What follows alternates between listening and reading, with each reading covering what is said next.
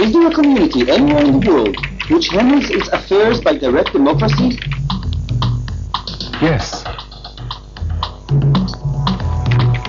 Is there an economic system in which the management receives the same salary as the workers? Sure. Is there any place in the world where people live in equality by their own free choice? Of course. Where? In a kibbutz. For example, En Gev.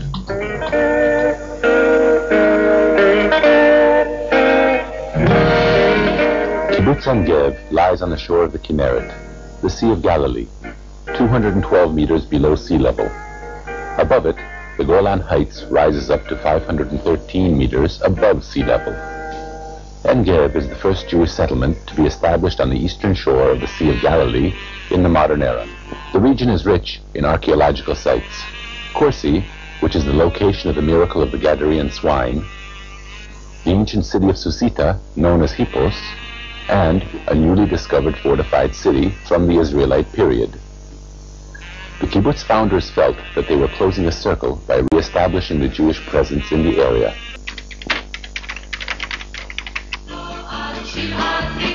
With the break of dawn on the 6th of July, 1937, 500 people, the settlers and their supporters, arrived at the site of the future kibbutz.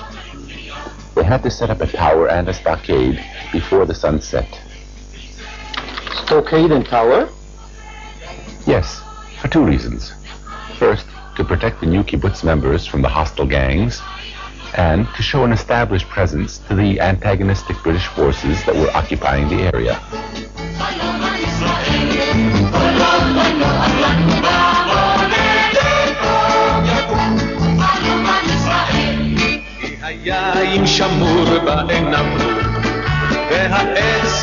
Founders were young men and women from youth movements from Germany, Austria, Czechoslovakia, and Latvia. Culture, language, and the Israeli climate were new to them. Hard physical labor and the threat of hostilities were difficult. Equally difficult was the sudden shift from city life to communal country life. Life was hard at the new kibbutz. En Gev was isolated in an hostile environment. The new kibbutz endured attacks by Arab terrorists with no hope of help from outside. With no electricity or telephone and limited resources, life was a mixture of hope and despair. And what happened when Israel declared independence? In May 1948, Israel declared its independence, triggering invasion by Arab armies. En Gev came under a constant barrage of artillery fire, and the children were evacuated to safety in Haifa. 12 kibbutz members lost their lives in the Battle of En Gev, including a pregnant woman who refused to abandon her home.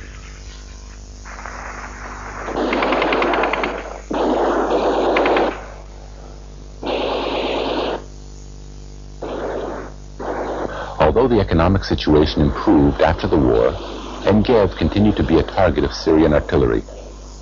This constant threat was lifted after the Six-Day War in 1967. The way was now open for En Gev's development and growth. The founders of the kibbutz exploited the natural surroundings for tourism. With no access road, boats were the main form of transportation. These boats came to be the first tour boats bringing tourists from Tiberias. And if tourists come, why not serve them lunch? Those humble beginnings grew to be today's Kinneret Sailing Company and En Gev's famous fish restaurant. Some of the kibbutz members started the annual spring music festival featuring world-famous musicians. Later on, a camping site was established south of the kibbutz. This developed into the beautiful En Gev holiday camp. The agricultural branches are varied in order to minimize the economic risk to the kibbutz in case of natural disaster. The first of En Gev's enterprises was fishing. This now produces a yearly catch of over 550 tons of fish, including St. Peter's fish and silver carp, which can weigh up to 50 kilos. The dairy leaves the farm economically with 350 cows that produce 25 million liters of milk per year. Modern technology and professional herdsmen take credit for the large quantity and high quality of milk. In computer-controlled chicken houses, En Gev raises 200,000 chickens a year during 5 7-week growth periods. The semi-tropical climate of the area has made it possible for the bananas in the Jordan Valley to become a major branch. Giant bunches over 50 kilograms each are achieved thanks to advanced irrigation and fertilizing methods and local development of improved species. Since biblical days, the land of Israel was always known for its high-quality dates. These luscious dates supply the markets of Europe, the USA, and Japan. A relatively new branch, which seems to succeed in the area, is the growing of subtropical fruits. Mangoes and avocados are marketed, like the rest of the crops, through a regional and national organization. How does it work? The main principle is collective ownership over means of production. The income of the kibbutz is shared equally by all its members. All the profits are put in a collective account. Some of the money is reinvested. Some is used for general consumption, and some is used by the members for their own purposes. The kibbutz may be compared to a large family, with some members working to support everyone, and some working to maintain the house.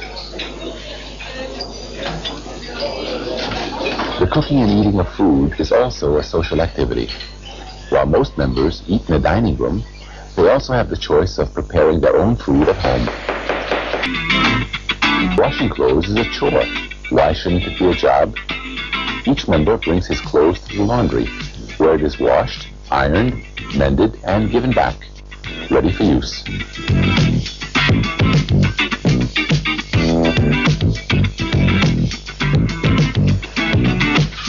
A healthy kibbutz is a happy kibbutz, with an emphasis on preventative medicine. A child on kibbutz is the most privileged of people. He has a whole educational and social system set up for him. Baby houses, kindergartens, and older classes are there for him to use in addition to his everyday school. Adolescents have the opportunity to live with their classmates in a neighborhood set aside for them. The members consider the whole kibbutz to be their home. Because of this, they call their private quarters their room, even though the rooms have become spacious apartments.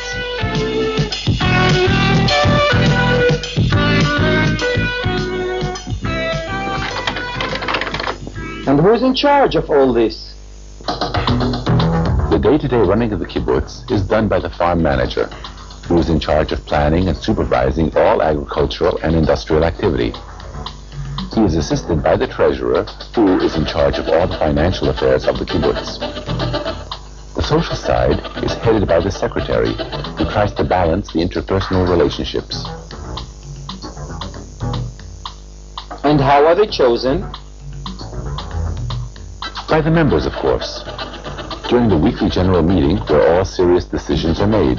This is true democracy in action. People are chosen for their ability by their neighbors to fulfill needed functions.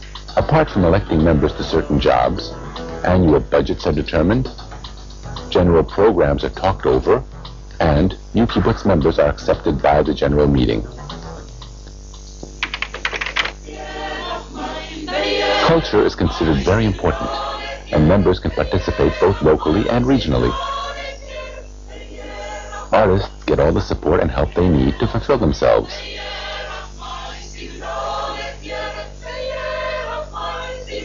Holy days in the kibbutz emphasize the relationship with nature, with the land, and with the state of Israel. There is also a synagogue available for more traditional forms of Judaism.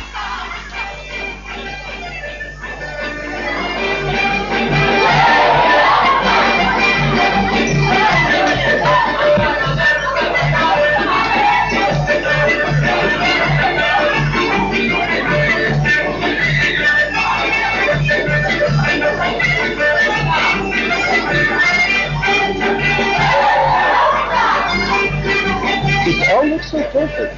Don't they have problems in the kibbutz? Certainly, who hasn't? Nowadays, many young people prefer to live their lives away from the kibbutz. The fact that members get the same salary no matter how hard they work can be very frustrating.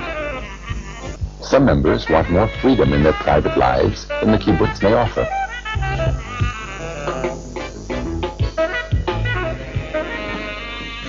Kibbutz is a changing thing. It is always changing itself, trying to adapt to current and future situations. Its principles have managed to survive the century because it is flexible enough to accept changes in life and philosophy. Some think that the time for kibbutz is past. Others believe that its flexibility will allow it to change and face the challenges of the 21st century. Kibbutz. I have to see it for myself.